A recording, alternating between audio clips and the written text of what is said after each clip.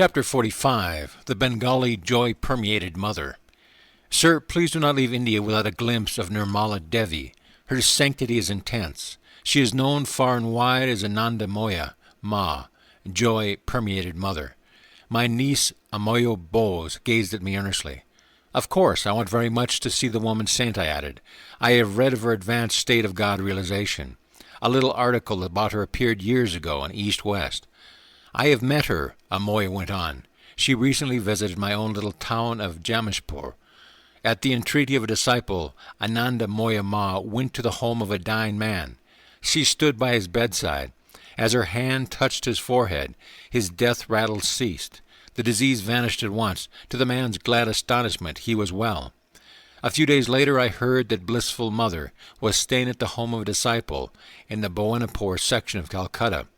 Mr. Wright and I set out immediately for my father's Calcutta home. As the Ford neared the Bhawanipur house, my companion and I observed an unusual street scene. AnandaMayi Ma was standing in an open-topped automobile, blessing a throng of about 100 disciples. She was evidently on the point of departure. Mr. Wright parked the Ford some distance away and accompanied me on foot toward the quiet assemblage. The woman saint glanced in our direction. She alit from her car and walked towards us. "Father, you have come." With these fervent words she put her arm around my neck and her head on my shoulder. Mr. Wright, to whom I had just remarked that I did not know the saint, was hugely enjoying this extraordinary demonstration of welcome. The eyes of the 100 chelas were also fixed with some surprise on the affectionate tableau. I had instantly seen that the saint was in a high state of samadhi, utterly oblivious to her outward garb as a woman. She knew herself as a changeless soul. From that plane she was joyously greeting another devotee of God. She led me by the hand into her automobile. "AnandaMayi Ma, I am delaying your journey," I protested. "Father, I am meeting you for the first time in this life after ages," she said. "Please do not leave yet." We sat together in the rear seat of the car. The blissful mother soon entered the immobile, ecstatic state. Her beautiful eyes glanced heavenward, and half opened, became stilled, gazing into the near, far inner Elysium. The disciples chanted gently, "Victory to Mother Divine." I had found many men of God realization in India, but never before had I met such an exalted woman saint. Her gentle face was burnished with the ineffable joy that had given her the name of Blissful Mother. Long black tresses lay loosely behind her unveiled head. A red dot of sandalwood paste on her forehead symbolized the spiritual eye, ever open within her. Teeny face, teeny hands, teeny feet, a contrast to her spiritual magnitude. I put some question to a nearby woman Chela while AnandaMayi remained entranced.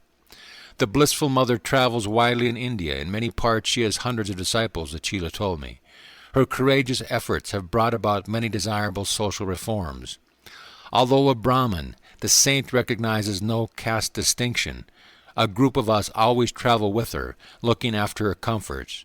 We have to mother her. She takes no notice of her body. If no one gave her food, she would not eat or make any inquiries. Even when meals are placed before her, she does not touch them. To prevent her disappearance from this world, we disciples feed her with our own hands.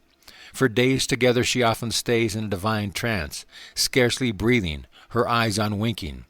One of her chief disciples is her husband.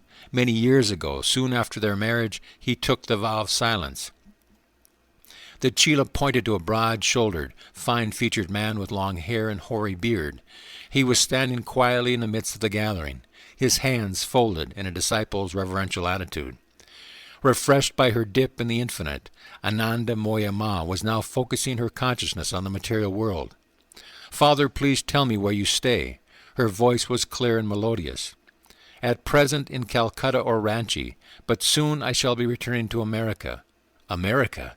"Yes, an Indian woman saint would be sincerely appreciated there by spiritual speakers. Would you like to go?" "If Father can take me, I will go." This reply caused her nearby disciples to start in alarm. 20 or more of us always travel with the Blissful Mother.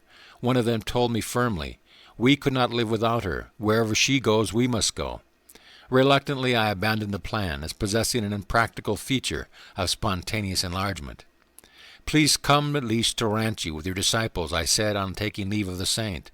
As a divine child yourself, you will enjoy the little ones in my school. Whenever Father takes me, I will gladly go.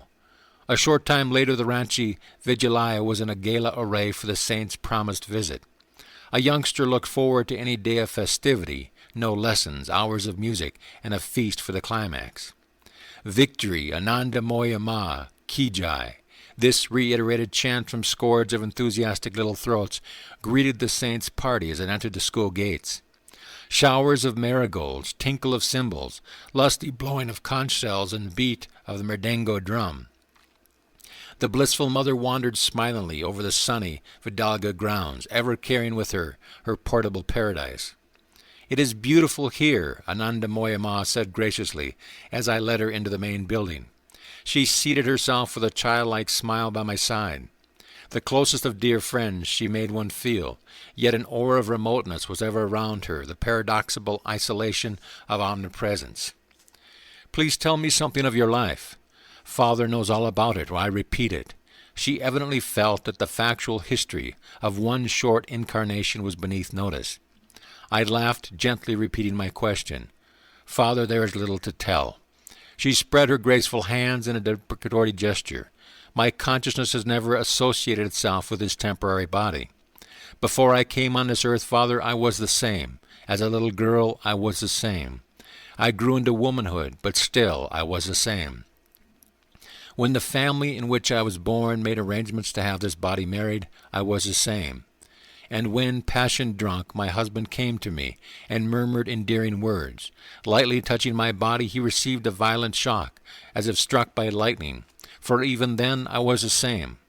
My husband knelt before me, folded his hands, and implored my pardon. Mother, he said, because I have desecrated your bodily temple by touching it with the thought of lust, not knowing that within you dwelt not my wife, but the Divine Mother, I take this solemn vow. I shall be your disciple, a celibate follower, ever caring for you in silence as a servant, never speaking to anyone again as long as I live. May I thus atone for the sin I have today committed against you, my Guru. Even when I quietly accepted this proposal of my husband, I was the same. And Father, in front of you now, I am the same. Ever afterward, though the dance of creation change around me in the hall of eternity, I shall be the same. AnandaMayi Ma sank into a deep meditative state. Her form was statue still. She had fled to ever-calling kingdom. The dark pool of her eyes appeared lifeless and glassy. This expression is often present when saints remove their consciousness from the physical body, which is then hardly more than a piece of soulless clay. We sat together for an hour in the ecstatic trance. She returned to this world with a gay little laugh. Please, AnandaMayi Ma, I said, come with me to the garden. Mr. Wright will take some pictures. Of course, Father, your will is my will. Her glorious eyes retained the unchanging divine luster as she posed for many photographs. Time for a feast. AnandaMayi Ma squatted on her blanket seat, a disciple at her elbow to feed her.